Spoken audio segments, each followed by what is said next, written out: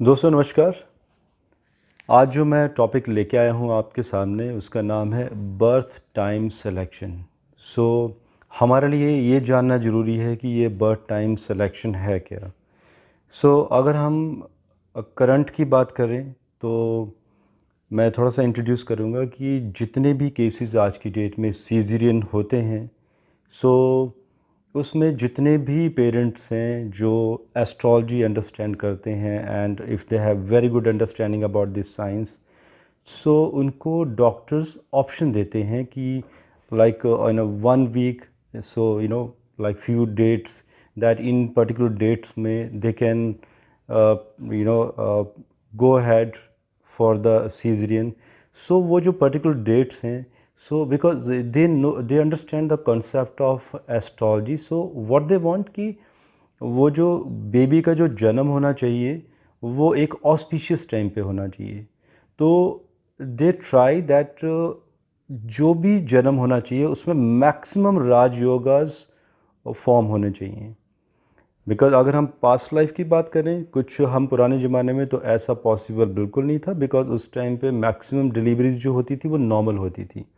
अभी क्योंकि लोगों के पास ऑप्शन है सीजरियन का, एंड ये भी जो सर्विस है बेसिकली दिस वेरी लाइक ये जो सर्विस है बहुत पॉपुलर होती जा रही है एंड अब लाइक लोग इसको अवेल करते जा रहे हैं because of forming lot of Rajyoga in the chart. ये किन लोगों को लेनी चाहिए और किसको नहीं लेनी चाहिए ये मैं आपको लास्ट में बताऊंगा कि इसके प्रोस एंड कॉन्स भी क्या हैं। पहले हम ये डिस्कस करेंगे कि टेक्निकल एस्पेक्ट क्या है इसका, हम क्या देखते हैं उस टाइम पे एंड कौन कौन सी मेजर चीज़ें ज़रूरी हैं इसके लिए। इससे पहले कि हम थोड़ा सा और आगे बढ़ें, मैं ये बताना चाहूँगा कि because this is my opinion, मेरा ये मानना है बिकॉज एज ए एस्ट्रोलॉजर कि हम चाहे कितना भी अच्छा टाइम क्यों ना निकाल दें एस्ट्रोलॉजी से एंड ऑस्पिशियस टाइमिंग कितना भी वर्कआउट क्यों ना करें, एक कहावत भी है ना कि नेचर की कॉल के बिना कुछ नहीं होता है, तो वो रूल यहाँ पे भी अप्लाई होते हैं। व्हाट आई अंडरस्टैंड समवेयर कि अगर कोई एस्ट्रोलॉजर टाइम भी निकाल रहा है तो उसमें भी एक नेचर की कॉल है। बिना नेचर के कुछ नहीं होता है। कोई भी इंसान जब इस दुनिया में आता है अपने कर्मस निर्धारित होते हैं, हम टाइम नहीं निकाल सकते, हम लोग एक जरिया हैं टाइम निकालने का। वो जो टाइम है वो ऑटोमेटिकली नेचर ने ऑलरेडी सेट कर चुका है, कर दिया गया है by nature. So as I told you, I am going to tell you few things in the last of this video. कुछ लोगों के क्वेश्चन भी थे मेरे पास आए थे कि व्हाट आर दोज पैरामीटर्स जिसमें हम ये देखते हैं कि मीन्स कौन से वो ऑस्पिशियस टाइम, मतलब ऑस्पिशियस टाइम निकालना कैसे है। बिकॉज कई बार ऐसे पैरामीटर्स होते हैं, टाइमिंग होती है कि 15 डेज़ तक एक अच्छा टाइम नहीं निकल के आता है, तो वो मैं आपको बताऊंगा कि क्या क्या पॉसिबिलिटीज़ बनानी होती हैं हमें। नंबर वन हम स्टार्ट करेंगे। देखिए, अगर हम प्रकृति की बात करें, it's not at all possible कि हम कुछ ऐसे पैरामीटर्स लगाएं या कोई ऐसा डिज़ाइन करें किसी बेबी को स्ट्रेटजिकली कि उसमें सारी चीज़ें बहुत अच्छी आ जाएं, एक लंबी उम्र हो, मोर देन 100, और good health, wealth, you know, like that person should be a business tycoon and good education, spirituality, leadership. नहीं, it is not at all possible, कभी भी नहीं हो सकता ये। ये जब नहीं हो सकता तो क्या पॉसिबिलिटीज़ होती हैं। और वो कौन से फंडामेंटल है जिनको हम ध्यान में रखते हैं और आगे बढ़ते हैं उसके साथ। सबसे बड़ी बात है कि जब भी हमें किसी का बर्थ टाइम सिलेक्शन करना है, मीन्स सपोज़ कीजिए 1 वीक का टाइम दिया गया है डॉक्टर के द्वारा या 15 डेज़ का टाइम, की उन 15 डेज़ में टाइम चूज़ किया जा सकता है सीजरिन के लिए। तो सबसे जो मेन स्टेप है हमारा उस टाइम पे कि हमें उन 15 डेज़ में ये देखना कि वो कौन कौन से टाइमिंग है जहाँ पर जब एक बेबी का जन्म होगा तो वो एक अच्छी लाइफ लेके आएगा, मार्केश कम से कम बनेंगे 60 की एज तक, 55 टू 65 तक। This is a part of this framework. ये फ्रेमवर्क हमने खुद बनाया है, it's my like our own design. 55 to 65 के बीच में ये देखना है कि कौन कौन से वो टाइमिंग फॉल कर रहे हैं जहाँ पे मार्केश अगर बनेगा CBL तो वो 65 के बाद ही बने। तो पहले तो हमें ये फॉर्म करना ज़रूरी है कि लाइफ शुड बी, बहुत ही लंबी लाइफ होनी चाहिए। नंबर टू, सिक्स्थ हाउस को बहुत ही ज़्यादा इम्पोर्टेंस देनी है कि सिक्स्थ हाउस में कोई ऐसे प्लैनेट या कोई ऐसे कॉम्बिनेशन या sixth house should be strong कि जन्म कुंडली में एक इंसान जो है वो शत्रुहंता होने चाहिए वहाँ पे योग, एंड शत्रुओं से लड़ने की क्षमता होनी चाहिए। The kind of era we are living in, lot of politics is there in the companies, in the business, everywhere. So sixth house should be very strong in the chart. So ये सबसे बड़ी priority होनी चाहिए। Sixth house जो है वो रोगों का भी है। हमें ये भी देखना पड़ेगा कि सिक्स्थ हाउस में कोई रोग मेजर वाले फॉल ना करें। छोटे मोटे रोग हैं, दैट्स फाइन। छोटे मोटे रोग भी कौन से कह रहा हूँ मैं, सर्दी जुकाम कफ कोल्ड साल में अगर 2-3 बार हो जाता है, दैट्स फाइन, वहाँ तक सीमित हैं तब तो ठीक है। नेक्स्ट पॉइंट क्या है, I have noticed few points which I am going to tell you one by one. अभी as you know that lockdown चल रहा है, I am not in office, I am at my home, so घर से operate कर रहा हूँ। Otherwise future में if I will make one more video then I will give you lot of example, I will take lot of timing, and that video if we are going to make it will take 2 to 3 hours, where we need to take lot of examples of lot of chart कि हमने कौन से chart को लिया, क्यों छोड़ा, बहुत अच्छे राजयोगा को भी क्यों छोड़ा। So let's go further.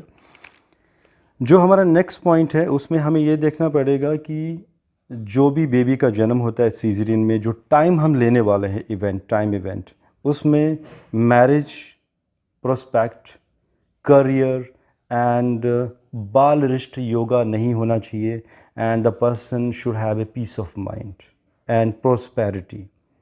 And also fourth house and 10th house will have to make sure, 4th 10th and 9th, कि माता पिता का जो प्रोफेशन है फाइनेंसेस स्टेबल बने रहें, एंड साथ में मातृ पितृ सुख भी होना चाहिए। मीन्स कि माता पिता की जो आयु है वो बहुत लंबी होनी चाहिए। तो ये मेजर फंडामेंटल्स हैं जो हमें ध्यान रखना है जब हम सीजरियन की तरफ जाते हैं। Again I am telling you, जब भी ये काम हम करते हैं it takes lot of time. इसके लिए हमें बहुत सारे टाइम लेने पड़ते हैं, and you know we make minimum, if we have a time of 1 week, तो कम से कम हमें 20 चार्ट्स बनाने पड़ते हैं। देन वी कंपेयर कि which are the timing are following in a good way. And as I have told you in my last video, in medical astrology video, कि जो भी एस्ट्रोलॉजर इस टाइप के इवेंट्स को करवाने की कोशिश करते हैं, the best way is for them कि आप चेस खेलना ज़रूर सीखिए, and you should be a very good chess player. And next चलते हैं, हम एसेंडेंट की बात करते हैं। जो एसेंडेंट होना चाहिए हमारा, जो एसेंडेंट का लॉर्ड है, एसेंडेंट का जो स्वामी है, वो किसी शत्रु नक्षत्र में फॉल ना करे। तो ये भी हमें ध्यान देना पड़ेगा कि अगर मान लीजिए किसी डे में कोई डे बहुत अच्छा आ रहा है उस टाइम पे, तो नक्षत्र जो है, लगन का जो स्वामी का नक्षत्र है वो शत्रु क्षेत्र बिल्कुल भी नहीं होना चाहिए। नेक्स्ट चलते हैं, एसेंडेंट के ऊपर किसी भी टाइप की एफ्लिक्शन नहीं होनी चाहिए। सबसे पहले बात कि जो हमारा लगन है, first house should be very stronger. कोई भी मेलफिक प्लैनेट और राहु केतु की दृष्टि, वी शुड अवॉइड दैट। लग्नेश अच्छे घरों में होना चाहिए, साथ में जो लगन का जो कारक है सूर्य, बहुत स्ट्रांग होना चाहिए। सूर्य अगर नीच भी है उस दिन, आई नो बहुत क्वेश्चन चल रहा होगा कुछ लोगों के माइंड पे इस टाइम पे जब मैं बात कर रहा हूँ कि व्हाट अगर सूर्य अगर उस टाइम पे नीच का होगा, तुला राशि का होगा, then will have to make sure कि सूर्य 11th हाउस में फॉल करे, या 3rd में या 6th में फॉल करे, क्योंकि ये भी फैक्टर देखना बहुत ज़रूरी है कि अगर ऐसी कंडीशंस आती हैं तो आपका जो सूर्य है, जितने भी मेलफिक प्लैनेट हैं या नीच के जो प्लैनेट हैं, वो 3rd, 6th या 11th में फॉल करवाना है उनको। अगर कंपलसरी है कि अगर हमें वही एक पर्टिकुलर टाइम लेना है, हमें यहाँ पर सूर्य से भी देखना है, सॉरी चंद्रमा से भी देखना है। सूर्य क्यों इम्पोर्टेंट है? सूर्य से एक इंसान की मान प्रतिष्ठा के बारे में पता चलता है, पर्सनैलिटी, ब्रेन। एंड हमें जब भी ये हमें सिलेक्शन करना है, बर्थ टाइम सिलेक्शन, तो हमें मून से भी चार्ट बनाना है, चंद्र कुंडली। तो चंद्रमा से भी हमें मेक श्योर करना है कि वहाँ पे मैक्सिमम राजयोगस बने और चंद्रमा कहीं पे भी शत्रु क्षेत्री ना हो और चंद्रमा पे कोई भी अशुभ ग्रहों की कोई दृष्टि ना हो, बिकॉज चंद्रमा हमारा मन है। अगर चंद्रमा वीक हो गया तो विल पावर बहुत ही वीक हो जाएगी उस इंसान की। वो इंसान बहुत ही फिकल माइंडेड होगा, स्टेबिलिटी से डिसीजन नहीं ले पाएगा लाइफ में। तो सूर्य और चंद्रमा बहुत स्ट्रांग होने चाहिए। Now the third point is which I have mention, mark mahadasha should not fall. Means कि जब भी हम ये सर्विस देते हैं या टाइम इवेंट निकालते हैं तो हमें मेक श्योर करना है कि 60 साल तक अगर कोई मार्केश की महादशा आती भी है किसी मार्केश के प्लैनेट की, तो पहली बात मेक श्योर कि स्टार्टिंग में वो महादशा ना आए। एंड जब बेबी का जन्म हो, वो जो टाइम हमें चूज़ करना है, वो जो भी पर्टिकुलर टाइम हो, तो will have to make sure कि लगन का जो स्वामी है और जिसकी दशा आने वाली है महादशा, वो आपस में मित्र हों। मैं यहाँ पे एग्जांपल भी दे देता हूँ आपको। जैसे मान लीजिए मीन लगन है, मीन लगन का जो स्वामी है वो गुरु होता है, और अगर ऐसे समय में कोई जातक अगर रोहिणी नक्षत्र में पैदा होता है तो मीन्स वो चंद्रमा की महादशा फॉल करेगी। मीन्स गुरु और चंद्रमा मित्र हुए तो वो बहुत ही अच्छा कॉम्बिनेशन हो जाता है।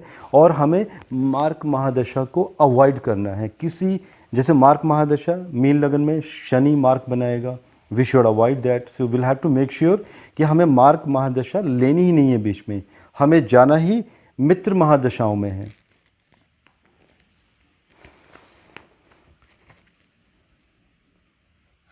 एंड इसके बाद अगर हम देखें तो will have to make sure कि बिकॉज हमें आगे राजयोग भी तो बनाने हैं कुंडली में। सीजरियन जब भी डॉक्टर कह देते हैं कि सीजरियन के चांसेस हैं, तो पेरेंट्स का प्लानिंग होता है कि मैक्सिमम राजयोगास फॉलो करें। एंड वही है that's very technical work. Astrologer के लिए बहुत इंपॉर्टेंट है कि जितने ज़्यादा अच्छे राजयोगास बनाए जा सकें। सो इसमें कुछ कंडीशंस हैं, जैसे कि जो लगन है, will have to make sure कि लगन में अगर जैसे बुध शुक्र अगर लगन में आ जाते हैं, बुध और बृहस्पति, ऐसे कुछ कॉम्बिनेशन मीन्स बेनिफिक प्लैनेट्स। लगन पर बेनिफिक प्लैनेट्स का प्रभाव ज़्यादा होना चाहिए ताकि जो पर्सन है he should have a piece of mind always. And उसके बाद हमें उपाच्य स्थान जो होते हैं और त्रिशाढ़य स्थान, त्रिशाढ़य होते हैं हमारे 3, 6, 11, तीसरा, छठा, 11वां हाउस। उपाच्य स्थान में भी ऐसा ही होता है, लेकिन उपाच्य में 10th हाउस भी कंसिडर होता है। तो we need to make sure कि 10th एंड 11th का कोई ना कोई युति, कोई कॉम्बिनेशन, कोई आपस में एस्पेक्ट उनके स्वामियों की या उनके नक्षत्रास कोई कहीं ना कहीं फॉल करें साथ में। अगर ये आपस में कंबाइंड होता है that's a very good combination. अभी हम धीरे धीरे D9 चार्ट पे भी जाएंगे।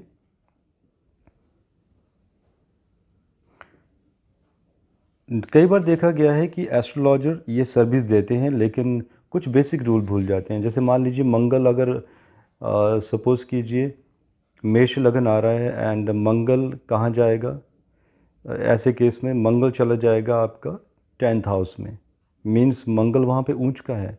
तो ऐसे केसेस में राजयोग हमें 10th हाउस में नहीं बनाना है। Will have to make sure कि इस टाइप के जो राजयोग बने, अगर कोई नीच के भी प्लैनेट आ जाएं तो हमें 9th हाउस में हमें बेसिकली केंद्रस को अवॉइड करना है। उस टाइम पे हमें लगन वो लेना है कि जिसमें जितने भी राजयोग बने केंद्रज में, और केंद्रज में भी हमें प्रायोरिटी देनी है 9th हाउस को, बिकॉज 9th हाउस का जो राजयोग है वो ज़्यादा स्ट्रेंथ होती है इसमें। सो सबसे अगेन रिपीटेडली कि हमें केंद्रस को अवॉइड करके हमें 9th हाउस पे ज़्यादा फोकस करना है। एंड रही बात मून की, तो मून को मेन इंपॉर्टेंस देनी है। मींस अगर हम D9 चार्ट पे भी जाएंगे तो we will have to make sure, we should make sure that D9 chart में अगर वो वर्गोत्तम में चला जाए।